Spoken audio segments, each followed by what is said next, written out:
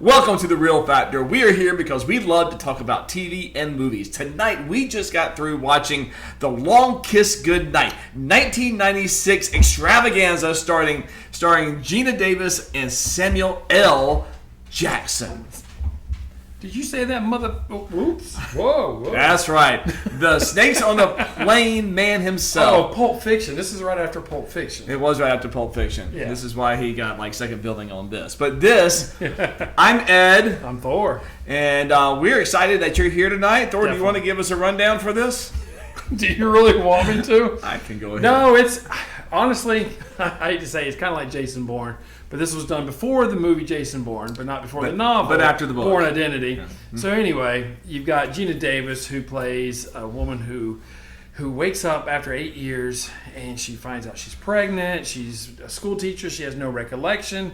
Well, then a traumatic event happens and she starts regaining some of her memory, some of her abilities on the skills that she has, let's just say. Yep. And then some of the government officials that realize that she's alive come after her. I think that. And then Samuel L. Jackson plays another side character that gets pulled into this. So he's a private investigator that she hired to try to investigate who she was before this previous life, because she's been a school teacher for about 8 years. Yep. And she's got a daughter. She really doesn't know where the daughter came from. I mean, it came from her, that's another but story. but she doesn't know who the daddy is. Baby daddy. Exactly. So it's this is like 90s action cheese rolled into a little ball. So like I'm wearing my Iron Man shirt because you know why? Because Iron Man 3 directed by Shane Black. This is a Shane Black movie.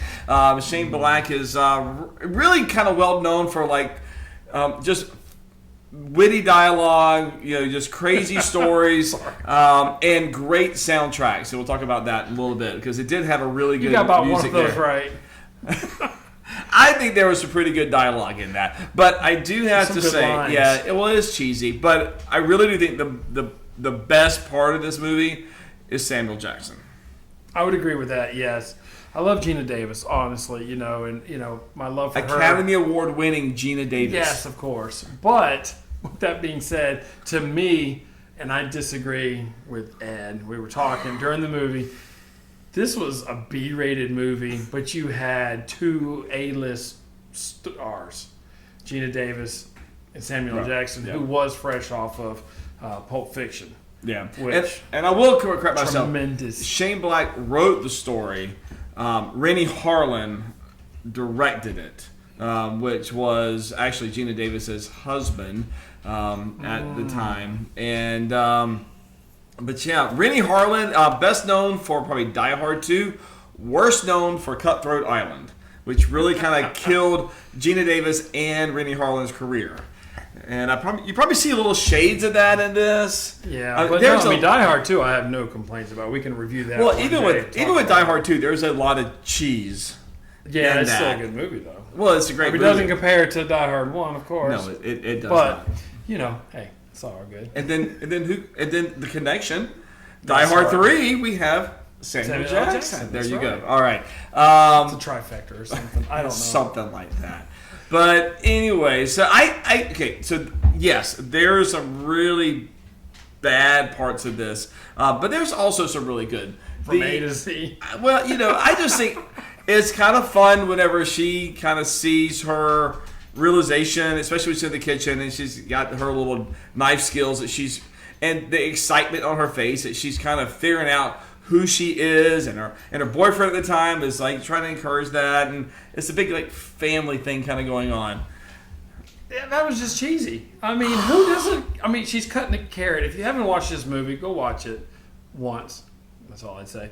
But she's cutting the carrot, chop, and then all of a sudden she speeds up and she's like, "Oh, I can do this fast. Give me something else." She could have been a chef in a previous life. life. Oh, that's what she said. A chef does that. It's like, I can do that, and I'm not a chef. That's pretty easy. You just watch how you move these fingers. Well, you can't hear it on the podcast, but the non-knife hand. I know. But anyway. Well, if you looked at her earlier, she had the Band-Aid around her foot, on her finger, because where she had cut herself previously. She actually cut herself right before that, too. And she was going to feed it to her husband with the blood. Nice. Disgusting. Well, No, I think this movie, I did not care for it. I will not watch it again. Sorry, but I think there were some good lines in there. I'm gonna have to look up the cinematography on how the director did the lighting or the film. I don't remember. I don't know. It looked like it was. They literally just took their phone, and of course it's '96, so that's not how it was. This is me. This is not a good review for me. And they just walked around and filmed it. I don't know. I don't know how the cinematographers do it with the lighting, with the different lenses, with everything like that. And that's what I need to look up because this good ones do it right. Yeah, this looked raw, and you're like right there in the room, which you might think that's a good thing, but it's really not. You need to be like you're from that distance where you're peering in.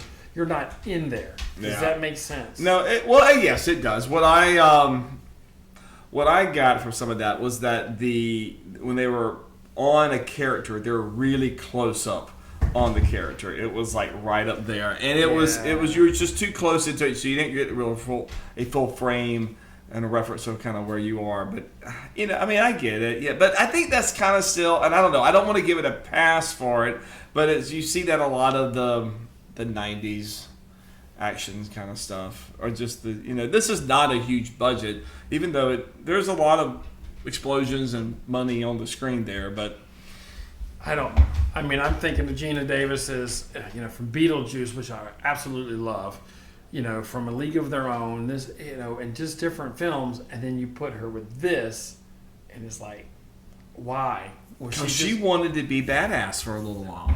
Yeah, I know, but it didn't work. It really didn't work. Even at the midpoint where she changed her look and then she had a full realization. I will say, I liked the look.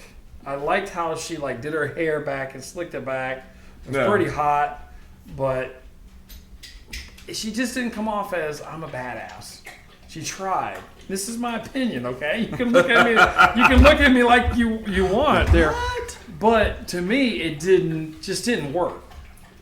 I can think of other women like Bridget Fonda, as we just saw in the other movie. Point of No Return. Yeah, she looks like a badass. She looks like she will hurt you, and and not think twice. Geena Davis still has that beautiful smile and beautiful personality, and it's like trying to be menacing, and it's like that's not you. It doesn't work. Now, if she would have somehow. Maybe they did the makeup where all of a sudden it's look really shadowed under her eyes, and maybe her whole face drooped down, and she turned her head down and looked at him like, I'm gonna get you. She's on that wheel and say, oh, this isn't over yet. It really wasn't threatening. I like the line. Yeah, there were some good lines in here. Don't misunderstand. There were some good lines, but this isn't over yet, which was a good line. And then it does a callback to getting a gun and all this other stuff. Yeah. But just maybe she could have done her face different, or maybe the makeup could have been different. The lighting, I don't know. But she was underwater. How was the makeup going to be? I'm kidding. Well, so I'm not a director. I don't know, but that's what it is. And I get my big fault in this movie. I think the villain was pretty decent as far as a 90s action villain goes, just cheese factor all around. But what I really don't like, and this is a great example of this, and no fault for this little girl who was in it, but child actors tend to really bother me. And this one, sometimes, no exception, was terrible. Well, we just did Temple of Doom, and you had, Short Round. Yeah, who's great. That was his character name, who was absolutely amazing. Ki-Hoon Kwan. Yeah. So but he was absolutely amazing. Globe. Yeah, that's true. So he was amazing, and then we follow it up with our viewing, not the way this film is. Yeah. With this little girl, and it's like they could have picked a different actress for that. Yeah, it was just like forced acting, and it's just like, I'm going to try to cry and act upset. But yeah. Like I said, I hate to pick on a little girl, but it could have been done. It could have been better. So I don't know. Just like my performance here could be better, but that's okay. That's a topic for another day. But if you're watching this far in, you can go ahead and comment and let me know I'm doing all right. Yeah. I need the boost. So, I would probably say, if you're a fan of 90s action flicks, give it a look. I mean, it's not going to be your go-to to go, when you look at that area, that era. But I say take a look at it. You may not like it. It takes place at Christmas. You could make it a Christmas movie. God, stop. It's not a Christmas movie. It just takes place at Christmas. There's a lot of snow, all right?